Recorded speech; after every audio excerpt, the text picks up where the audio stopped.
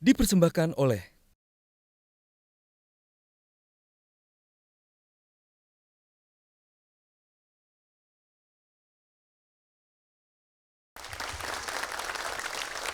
masih di Q&A bersama Kumalasari dan juga Nikita Mirzani. Langsung saya kasih ke Naila, silakan. Ngomongin soal tubuh perempuan itu emang gak ada habisnya. Dari tadi panelis udah gregetan banget nanya-nanya soal bagaimana transformasi Mbak Kumala sebagai perempuan gitu.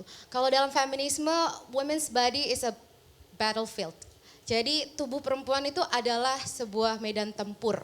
Jadi kalau kita pakai baju A salah, kalau gemuk kita salah, kalau kurus kita salah, kalau dianggap cantik seperti standar society kita dianggap salah, kurang cantik, berjilbab dianggap kurang lebar jilbabnya, kurang ini jilbabnya. Ada yang selalu kurang aja gitu? Ada saja yang selalu salah, kalau kata Raisa serba salah gitu kan. Nah, saya mau tanya sama Mbak Kumala dan Mbak Nikita. Karena ini adalah medan pertempuran, tubuh kita adalah medan pertempuran. Dalam pertempuran Mbak Nikita dan Mbak Kumalasari, siapa yang memenangkannya? Apakah yang memenangkan adalah Mbak Nikita dan Kumalasari sebagai perempuan?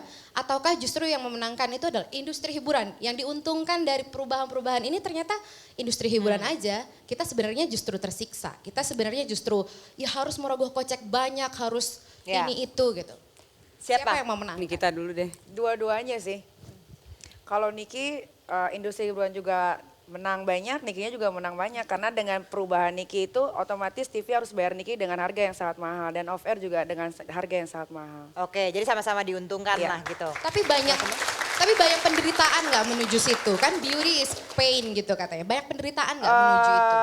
Kalau Niki kan yang dirubah dalam tubuh nggak banyak, tapi yang paling jelas tuh memang waktu itu dari hidung gitu kan. Udah itu aja. Sebetulnya kalau beauty spend namanya perempuan cantik pasti ada tersiksanya. Ada perjuangannya, silakan Mbak Kumala. Ya mungkin aku sama ya kayak Niki dua-duanya ya. Walaupun aku juga emang nggak yang berambisi harus jadi artis ngetop misalnya gitu kan. Atau harus yang jadi papan atas gitu. Karena emang aku dari dulu kan selain main sinetron juga udah banyak usaha yang lain. Jadi aku lebih gini, aku punya idaman gitu kan sosok artis. Misalnya aku tuh suka banget sama Jennifer Lopez. Jadi itu yang membuat inspirasi buat dalam hidupku gitu loh. Jadi di pikiran aku gimana caranya body gue yang kayak besar ini bisa seperti Jennifer Lopez. Karena aku ngeliat kan makin tua dia makin bagus loh, makin keren itu gitu. berliannya sama kayak Jennifer Lopez juga, mungkin boleh ditunjukkan tuh bling-blingnya. Bling-blingnya itu tuh oke banget ini. Ini yang juga sering dipakai juga kan kalau di sosmed ini kan. Oh Nih. iya suka gonta-ganti sih. Tuh banyak gonta-ganti koleksi. tuh. Mama Apip mau nggak nih cincinnya? Mau nggak cincinnya Mama Apip? Mama Apip sudah punya mau topengnya nggak tadi. cincinnya? Mau. Masa bling-bling cuma Durasi topeng? habis Mama Apip. Durasi Mama Apip habis. Aku satu hal, mungkin tidak lagi membahas transformasi dan lain sebagainya. Ya. Tadi kalau inspirasinya Jennifer Lopez dan lain sebagainya, saya pengen tahu arti ibu atau orang tua bagi Kumalasari dan Nikita kayak apa sih? Niki nggak bisa panjang-panjang, cuman ibu itu for me is everything ya. Kalau nggak ada mama mungkin sekarang Niki juga nggak ada di dunia. Niki juga banyak belajar dari mama, perempuan yang tegar walaupun dia punya sedih yang begitu kepanjangan sampai akhirnya mengakibatkan sakit kanker. Ternyata sakit kanker itu bukan hanya dari turunan tapi dari pikiran dan pola makan. Niki belajar dari dia jadi perempuan yang tegar, mandiri. Ya jadi buat Niki ya ibu ya segalanya, lebih dari segalanya. Mbak Kumala? Ya buat aku ibu adalah segalanya pastinya ya. Kalau kemarin sempat ada pemberitaan, sempat mungkin mamaku over control. Apapun yang diceritakan mamaku itu tidak benar semuanya gitu. Pada kenyataannya aku udah beliin dia rumah, tapi memang ibuku kan dulu bekas orang oke banget lah ibaratnya udah sempat sukses. Jadi ketika dia makin tua mungkin masalah ekonominya juga mungkin sedikit menurun, dia nggak siap buat itu.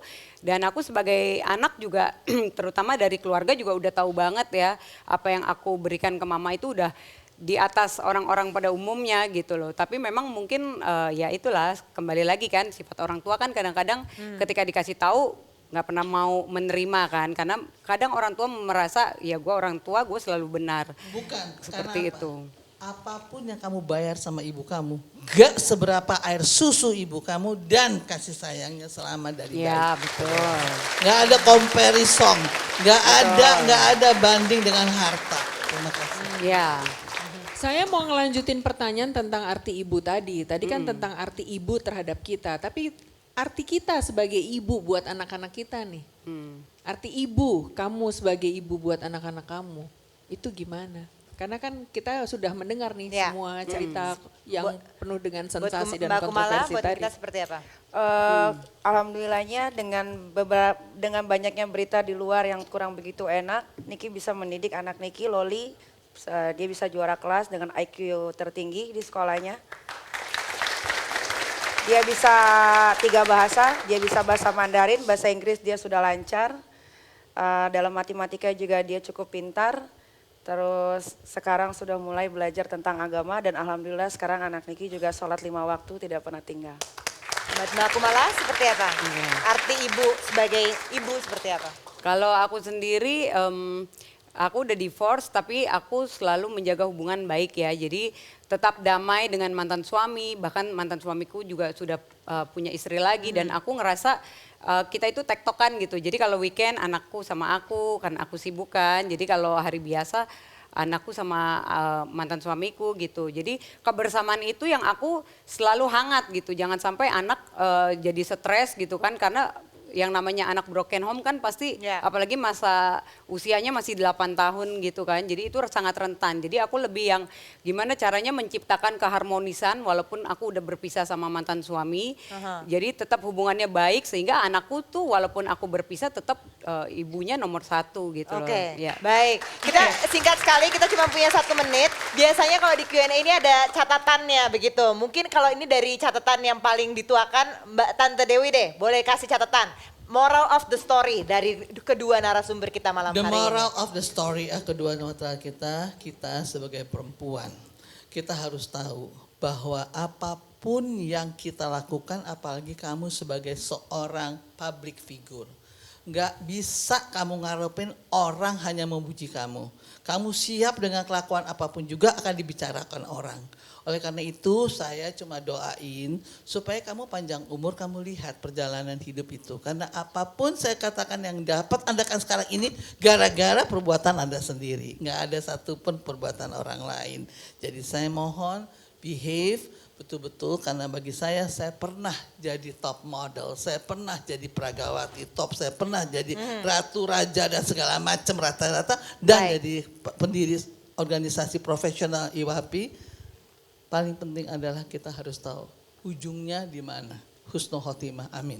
Baik, terima kasih banyak kepada narasumber kami dan panelis. Masih banyak pertanyaan sebenarnya, tapi sayang sekali waktu kita sudah habis. Tetaplah bersama kami, Headline News pukul 21 akan hadir sesaat lagi. Silakan, boleh bergabung, kita foto-foto dulu.